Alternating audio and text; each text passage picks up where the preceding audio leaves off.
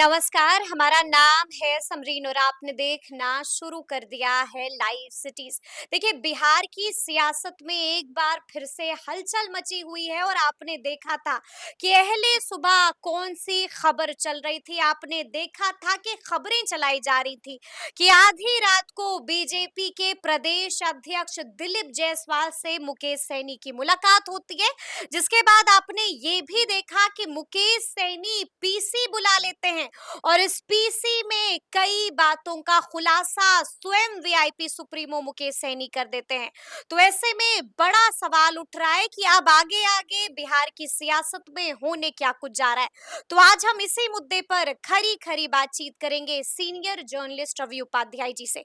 सबसे पहले बहुत शुक्रिया जी, बातचीत के आपको लिए। भी। सबसे पहले रवि जी, हम आपसे जानना चाहेंगे, आपने भी देखा होगा कि कई तरह के कयास लगाए जा रहे हैं और कई तरह की खबरें परोसी जा रही हैं। कहा जा रहा है कि आधी रात को बीजेपी के प्रदेश अध्यक्ष दिलीप जायसवाल से मुलाकात हुई है वीआईपी सुप्रीमो मुकेश सहनी की। इस खबर में कितनी सच्चाई?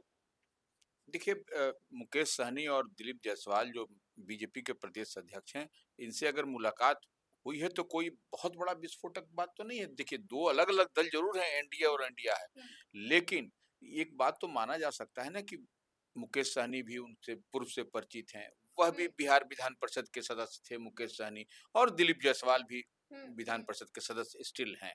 तो ये तो बातचीत तो व्य और किसी मुद्दे पर मान लीजिए राजनीतिक रूप से आप विचारधारा आपकी अलग-अलग है, लेकिन हम्म। मिल-जुलने में तो कोई कोई दिक्कत नहीं है। तो क्या हाँ, मुलाकात हुई है? नहीं, अब देखिए बात तो कही जा रही है कि मुलाकात हुई है, जी। लेकिन जब तक और उस मुलाकात के बाद आपने सुना भी कि मुकेश सहनी सन ऑफ मल्लाह जो एक महागठबंधन में है, वह हम्म। क्या कह रहे हैं कि इनकार कर दिया। इनकार कर दिया, और कह भी रहे हैं कि हम्म। देखिए किस तरीके से हमारे लिए दरवाजा खोल करके रखा गया है। तो ये और जो जितनी उनके अंदर में एक तरीके से कहें भड़ास थी। भड़ास थी, बौखलाहट है, हुँ, और वो नाराज़गी है कि उनके विधायकों को एक तरफ से समेट लिया गया। हुँ, वो भारतीय जनता पार्टी ने समेटा। उनको जिस तरीके से एक साइड ट्रैक कर दिया गया पॉलिटिकली, तो वह भी वो तो बातचीत के क्रम में आप देखिएगा मुकेश सहनी सब पता चल जा रहा है। तो इतनी बात जब है, इतनी नाराज़गी के बाद, तो यह अब कैसे कोई कह सकता है कि हुँ, और कह रहे हैं कि उतनी ही नहीं, देखिए जो एनडीए फोल्ड में जो बड़े जो 2-3 अलायंस पार्टनर हैं, हुँ, उनको भी वह मैसेज और उनको भी सलाह देते हुए मुकेश सहनी आए, हुँ, कहते हुए नजर आए कि देखिए आप, तो यह सब कहीं न कहीं वह भी नाराज़गी है मुकेश सहनी की, हुँ, और कह रहे हैं कि देखिए उनके पास में वो हमारे लिए दरवाज़ा खोल के रखे हैं। ये एक हुँ। परसेप्शन बनाते हुए दिखाई पड़ रहे हैं। देखिए हम डॉट से डॉट उसी बिल्कुल, बात को कह बिल्कुल, रहे हैं, बिल्कुल। जितनी बात मुकेश सहनी ने बीते समय कहा है ये हुँ, बात।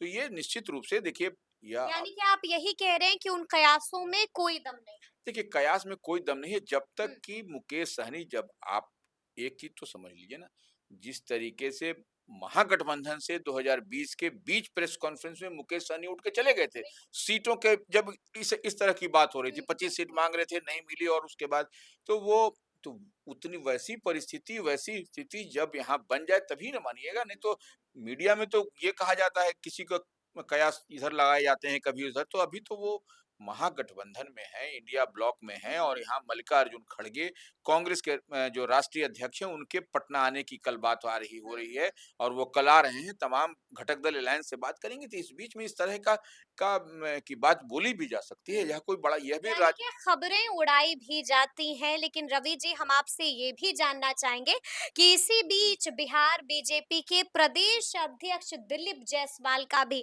बड़ा बयान सामने आ गया है और उन्होंने एक बार फिर से बिहार की सियासत को गरमा दिया है अपने बयान से। क्या कह रहे थे और कौन सा बड़ा इशारा दे रहे थे दिलीप जायसवाल? देखिए, दिलीप जायसवाल भी तो वही बात, इसी बात को कह रहे हैं कि कई लोग उनसे मिलते-जुलते हैं। हाँ, हाँ। वह कब नाम तो उन्होंने नहीं लिया, जी। बगैर नाम लिए हुए इशारे ही इशारे में कहा कि जो महागठबंधन के जो पार्टनर हैं, हुँ, अलायंस हुँ। पार्टनर है। अब कौन से पार्टनर हैं यह उन्होंने नहीं बताया। जी। वो हम उनसे मुलाकात है, उनसे बातचीत है, वही बात जो हम पहले कह रहे हाँ, थे इससे पहले। यानी कि वो इधर से इधर आना चाह रहे हाँ, हैं। वो माने इंडी गठबंधन से बोल रहे थे वो, हुँ, इंडिया गठबंधन से, महागठबंधन से वो इधर आना चाह रहे हैं। तो किसके बारे में बोल रहे हैं वह समझा जा सकता है। हुँ। उसमें वाम दल है, कांग्रेस है, जी, जी। आरजेडी है, विकासशील इंसान पार्टी है, हुँ, यही अभी तो दिखाई पड़ रहा है। बिल्कुल, तो बिल्कुल। ये इस तरीके से तो वो समझा जा सकता है कि वाम दल का उधर आना होगा नहीं, हुँ, कांग्रेस का उधर आना होगा नहीं, आरजेडी का उधर जाना होगा नहीं। हुँ, तो ये तो बचते अब यही हैं। तो ये देखिए बगैर नाम लिए हुए उन्होंने निश्चित रूप से बड़ी बात कही है, तो हुँ, यह तो देखने और समझने वाली बात है कि कौन सी टीम उधर जाती है। हुँ, हुँ, लेकिन यह देखिए हम बार-बार एक बात कह रहे हैं तो चुनावी वर्ष है। तो बिल्कुल। इस आपको इस तरीके से कई सारी बातें रोज़ आए दिन आपको कुछ न कुछ शगुफ़ा होता हुआ हुँ, चलता हुँ, रहेगा अनलेस और अनटिल कि जब तक जो है सो वो पार्टी, वह दल, वह अलायंस इधर से उधर नहीं आए तब हुँ। तक आप कुछ नहीं कर सकते। कुछ नहीं कह सकते हैं। बिल्कुल नहीं। लेकिन आपको क्या लगता है रवि जी, क्या आपको वाक़ई में ऐसा लगता है कि मनमुटाव हो गया है? क्या आपको वाक़ई में ऐसा लगता है कि महागठबंधन में महादरार आ चुकी है? नहीं, महागठबंधन में कोई दरार नहीं है। एकदम इस बात को पूरी तरीके हुँ। से देखिए वह लेकिन दरार दिलीप जायसवाल भी कुछ बोल रहे हैं और बिना चिंगारी के आग कहाँ नहीं, लगती है? दिलीप जायसवाल जो कह रहे हैं देखिए वो हाँ। निश्चित रूप से वो एनडीए फोल्ड के भारतीय जनता पार्टी के प्रदेश अध्यक्ष हैं, तो इस लिहाज से उनका बोलनी उनकी ऐसी भी ज़िम्मेवारी बनती है हुँ, कि वो अपने के सामने वाले जो घटक दल हैं, जो अलायंस हैं, जो बड़ा दल है, उसको आप टारगेट करिए और लड़ाई भारतीय जनता पार्टी को, एनडीए को उसी से लड़नी है, सामने वाले दल से ही, महागठबंधन से। हुँ। तो ऐसे में दिलीप जायसवाल की बात बिना चिंगारी के आग नहीं लगती। नहीं, नहीं, हम बता रहे हैं, तो वो देखिए सवाल ये है कि महागठबंधन जितनी बड़ी तैयारी कर रहा है ये और ये सारी तैयारी सिर्फ़ भारतीय जनता पार्टी दिलीप जायसवाल ही कर रहे हैं। हुँ, दूसरी तरफ आप ये देखिए ना, जी। ये सबसे बड़ी बात है, जेडीयू में तो जो स्थिति बनी हुई है आप देख ही रही हैं बिल्कुल, और बिल्कुल। वो वक़्त संशोधन विधेयक जो कानून बन गया, अब जो है सो उसको लेकर के क्या नाराज़गी है, कौन जो भी 2% वोट की बात आती है, हुँ, जो हुँ। अल्पसंख्यक का उधर जाता था जेडीयू की तरफ, वह भी कितना मिलेगा यह तो समय बताएगा, चुनाव के दौरान पता चलेगा। लेकिन यह नाराजगी तो है और आपने देखा भी जिस तरीके से मुकेश सहनी ने प्रेस कॉन्फ्रेंस हुँ। करके जो उन्होंने क्या कहा कि लोक क्या जनशक्ति कुछ कहा है? हम आपसे ये भी जानना चाहेंगे कि प्रमुख बातें क्या कुछ निकल के आई उस पीसी से? नहीं वही हम बता रहे हैं कि जी। मुकेश सहनी ने क्या कहा उन्होंने कहा कि लोक जनशक्ति पार्टी जो रामविलास हैं माने उनके अध्यक्ष हैं केंद्रीय मंत्री हैं नरेंद्र मोदी हुँ। कैबिनेट में चिराग पासवान की 50 सीट मांग रहे हैं आपको मांगते रहना है आपको अच्छा। प्रेशर बनाए रखना है जी। आपको लेता है यह परसेप्शन बनाया जा रहा है कि हम आ रहे हैं डरने की ज़रूरत नहीं है। एनडीए में सब कुछ नहीं एकदम ठीक कर रहे हैं सब होना भी चाहिए हाँ। उसी तरह से हिंदुस्तानी आवाम मोर्चा के जीतन राम मांझी को भी उन्होंने सजेशन दे दिया सलाह हाँ, दे हाँ, दिया हाँ।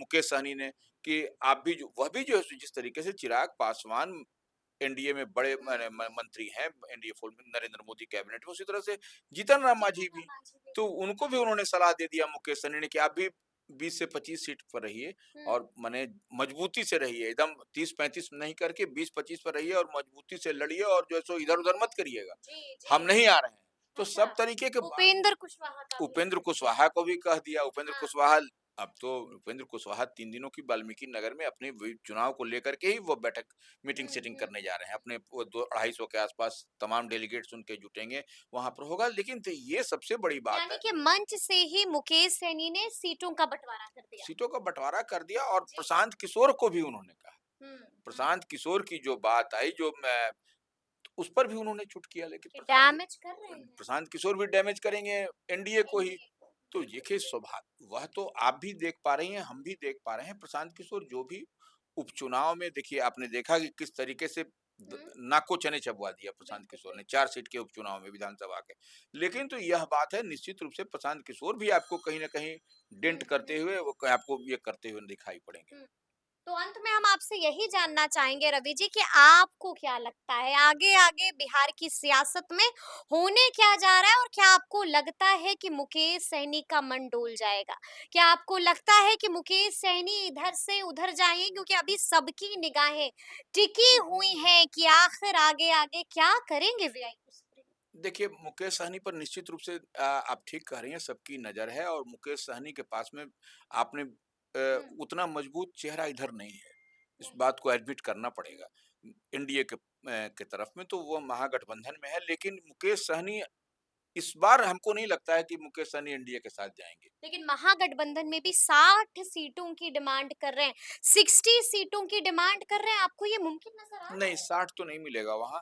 और वहाँ अगर नहीं मिलेगा तो फिर क्या करेंगे? अब देखिए एक बात तो पिछली बार 2020 में हुँ, 25 सीट का उनका डिमांड था, वह नहीं मिला। इस बार देखिए कुछ न कुछ सबको 60 सीट। इस बार सबको एडजस्ट करना है, क्योंकि देखिए इस बार राष्ट्रीय लोक मोर्चा भी राष्ट्रीय लोक आरएलजेपी। आरएलजेपी आ गई, हुँ, राष्ट्रीय लोक जनशक्ति पार्टी भी आ गई है, तो धीरे धीरे अभी आई नहीं है। माने आ जाएगी, माने कुनबा बढ़ रहा है, ये हम कुनबा पड़ रहा ये है, ऐलान कभी भी हो सकता हाँ, है। ऐलान कभी भी हो सकता है, तो हुँ, इसीलिए हम कह रहे हैं, तो जब ये गठबंधन अलायंस तो सबको सबका सीट जो है सो घटेगा। हुँ, जैसे आपको 2020 में आरजेडी 144 पर लड़ी थी, हुँ, तो 144 तो नहीं होगा उनके पास, नहीं होगा। निश्चित रूप से कम होगा। कांग्रेस 70 पर लड़ी थी, तो 70 नहीं होगा, हुँ, उससे हुँ, उनको कम, सबको कुछ न कुछ कटलमेंट होगा उसमें, हुँ, हुँ।